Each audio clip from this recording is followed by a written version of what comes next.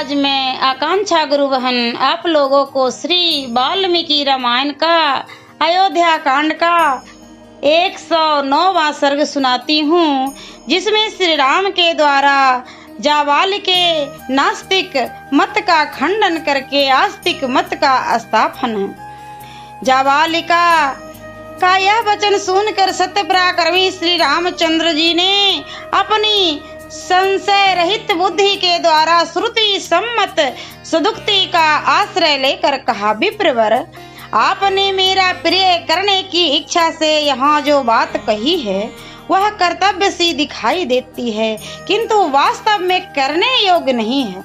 वह पथ्य सी दिखने पर भी वास्तव में अपथ्य है। जो पुरुष धर्म अथवा वेद की मर्यादा को त्याग देता है वह पाप कर्म में प्रवृत्त हो जाता है। उसके आचार और विचार दोनों भ्रष्ट हो जाते हैं, इसलिए वह सत्य पुरुषों में कभी सम्मान नहीं पाता है। आचार ही यह बताता है कि कौन पुरुष उत्तम कुल में उत्पन्न हुआ है और कौन अधम कुल में, कौन वीर है, कौन व्यर्थ ही अपने को पुरुष मानता है, तथा कौन पवित्र है और कौन अपवित्र। आपने जो आचार बताया है उसे अपनाने वाला पुरुष श्रेष्ठ सा दिखलाई देने पर भी वास्तव में अनार्य होगा। बाहर से पवित्र दिखने पर भी भीतर से अपवित्र होगा। उत्तम लक्षणों से युक्त सा प्रतीत होने पर भी वास्तव में उसके विपरीत होगा, तथा शीलवान सा दिखने पर भी वस्तु वह दुशील ही होगा। आपका उपदेश चोला तो धर्म का पहने हुए हैं, किंतु वास्तव में अधर्म है। इससे संसार में वर्ण संकरता का प्रचार होगा।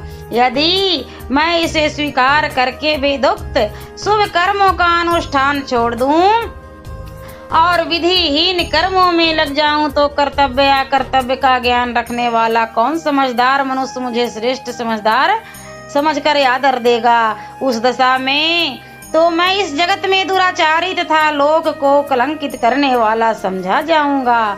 जहाँ आपने की हुई प्रतिज्ञा तोड़ दी जाती है उस वृत्ति के अनुसार बर्ताव करने पर मैं किस साधन से स्वर्ग लोक प्राप्त करूंगा, तथा आपने जिस आचार का उपदेश दिया है वह किसका है जिसका मुझे अनुसरण करना होगा, क्योंकि आपके कथनानुसार मैं पिता आदि में से किसी का कुछ भी नहीं हूँ।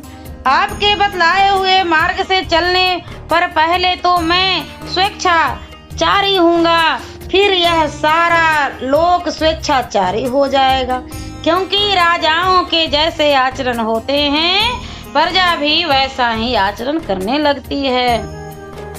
सत्य पालन ही राजाओं का दया प्रधान धर्म है। सनातन आचार्य है, अतः राज सत्य स्वरूप है। सत्य में ही संपूर्ण लोक प्रतिष्ठित है। ऋषियों और देवताओं ने सदा सत्य का ही आचरण किया है। इस लोक में सत्यवादी मनुष्य अक्षय परम धाम में जाता है। झूठ बोलने वाले मनुष्य से सब लोग उसी तरह डरते हैं जैसे सांप से। सत्य में सत्य, संसार में सत्य ही धर्म की पराकाष्ठा है और वही सबका मूल्य कहा जाता है। जगत में सत्य ही ईश्वर है। सदा सत्य के ही आधार पर धर्म की स्थिति रहती है। सत्य ही सबकी जड़ है। सत्य से बढ़कर दूसरा कोई परम पद नहीं है। दान, यज्ञ, होम, तपस्या और वेद, इन सब का आधार सत्य ही है। इसलिए सबको सत्य परायण होना चाहिए। एक मनुष्य संपूर्ण जगत का पालन करता है, एक समूचे कुल का पालन करता है, एक नरक में डूबता है और एक स्वर्ग लोक में प्रतिष्ठित होता है। मैं सत्य प्रतिज्ञ हूँ और सत्य की शपथ खाकर पिता के सत्य का पालन स्वीकार कर चुका हूँ। ऐसी दशा में मैं पिता के आदेश का किस लिए पालन नहीं करूँ? पहले सत्य पालन की प्रतिज्ञा करके अब लोभ मोह अथवा अज्ञान से अविवेक शून्य होकर मैं पिता के सत्य की मर्यादा भंग नहीं करूँगा। हमने सुना है कि जो अपनी प्रतिज्ञा झूठी करने के कारण धर्म से भ्रष्ट हो जाता है, उस चंचल चित्त वाले पुरुष के दिए हुए हव्य कब्य को देवता और पितर नहीं स्वीकार करते हैं। मैं इस सत्य रूपी धर्म को समस्त प्राणियों के लिए हितकर और सब धर्मों में श्रेष्ठ समझता हूँ। सत्य पुरुषों ने जटावल कल आदि के धारण रूप तापस धर्म का पालन किया, इसलिए मैं भी उसका अभिनंदन करता हूँ। जो धर्म युक्त प्रतीत हो रहा है किंतु वास्तव में अधर्म रूप है, जिसका नीच क्रूर लोभी और पापचारी पुरुषों ने सेवन किया है, ऐसे छात्र धर्म का पिता की आज्ञा भंग करके राज ग्रहण करने का मैं अवश्य त्याग करूंगा। मनुष्य अपने शरीर से जो पाप करता है उसे पहले मन के द्वारा कर्तव्य रूप से निश्चित करता है, फिर जिह्वा की सहायता से उस अनिष्ट कर्म यानी पाप को वाणी द्वारा दूसरों से कहता है, तत्पश्चात औरों के सहयोग से उसे शरीर द्वारा संपन्न करता है। इस तरह एक ही पातक कायिक वाचिक और मानसिक भेद से 3 प्रकार का होता है। पृथ्वी कीर्ति यश और लक्ष्मी ये सब की सब सत्यवादी पुरुष को पाने की इच्छा रखती है और शिष्ट पुरुष सत्य का ही अनुसरण करते हैं। अतः मनुष्य को सदा सत्य का ही सेवन करना चाहिए। आपने उचित सिद्ध करके तर्क पूर्ण वचनों के द्वारा मुझसे जो यह कहा है कि राज ग्रहण करने में ही कल्याण है, अतः इसे अवश्य स्वीकार करो। आपका यह आदेश श्रेष्ठ सा प्रतीत होने पर भी सज्जन पुरुषों द्वारा आचरण में लाने योग्य नहीं है। मैं पिताजी के सामने इस तरह वन में रहने की प्रतिज्ञा कर चुका हूँ, अब उनकी आज्ञा का उल्लंघन करके मैं भरत की बात कैसे मान लूं? गुरु के समीप की हुई वह प्रतिज्ञा अटल है, किसी तरह तोड़ी नहीं जा सकती। उस समय जबकि मैंने प्रतिज्ञा की थी, देवी कैकेयी का हृदय हर्ष से खिल उठा था।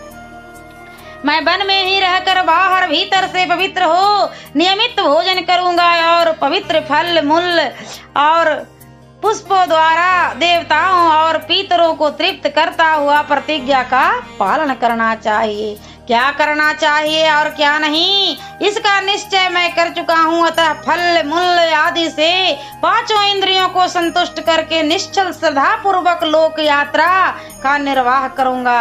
इस कर्म भूमि को पाकर जो शुभ कर्म हो उसका अनुष्ठान करना चाहिए, क्योंकि अग्निवीर अग्नि वायु और सोम भी कर्मों के ही फल से उन पदों के भागी हुए हैं।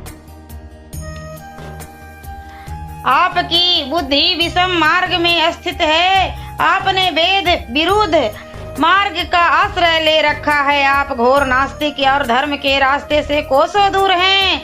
ऐसी पाखंडमयी बुद्धि के द्वारा अनुचित विचार का प्रचार करने वाले आपको मेरे पिताजी को जो अपना याचक बना लिया, उनके इस कार्य की मैं निंदा करता हूँ। जैसे चोर दंडनीय होता है, उसी प्रकार बुद्ध भी दंडनीय है।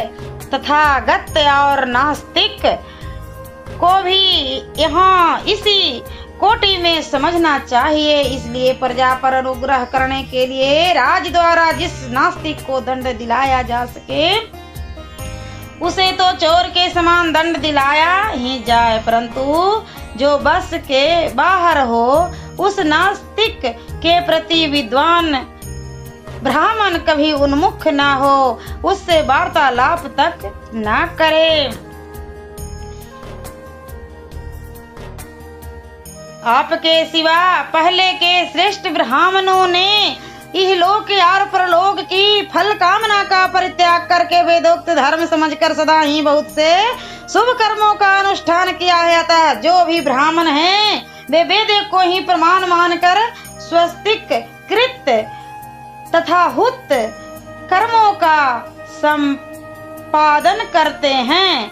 जो धर्म में तत्पर रहते हैं, सत्पुरुषों का साथ करते हैं, तेज से संपन्न हैं, जिनमें दान रूपी गुण की प्रधानता है, जो कभी किसी प्राणी की हिंसा नहीं करते तथा जो मल संसर्ग से रहित हैं, ऐसे श्रेष्ठ मुनि ही संसार में पूजनीय होते हैं। महात्मा श्री राम स्वभाव से ही दयनीय भाव से रहित थे। उन्होंने जब रोष पूर्वोक्त बात कही तब ब्राह्मण जवाली ने विनय पूर्वक यह आसक्ता पूर्ण सत्य एवं हितकर वचन कहा। रघुनंदन, न तो मैं नास्तिक हूँ और न नास्तिकों की बात करता हूँ। परलोक के आदि कुछ भी नहीं है, ऐसा मेरा मत नहीं है। मैं अवसर देखकर फिर आस्तिक हो गया और लौकिक व्यवहार के समय आवश्यकता होने पर पुनः नास्तिक हो सकता हूँ। नास्तिकों की सी बातें कर सकता हूँ। इस समय ऐसा अवसर आ गया था जिससे मैंने धीरे धीरे नास्तिकों की सी बातें कह डाली। श्री राम, मैंने जो यह बातें कही इसमें मेरा उद्देश्य यही था कि किसी तरह आपको राजी करके अयोध्या लौटाने के लिए तैयार कर लूं। सियावरे रामचंद्र की जय। और मैं अगले वीडियो में अयोध्या कांड का 110वां सर्ग सुनाऊंगी।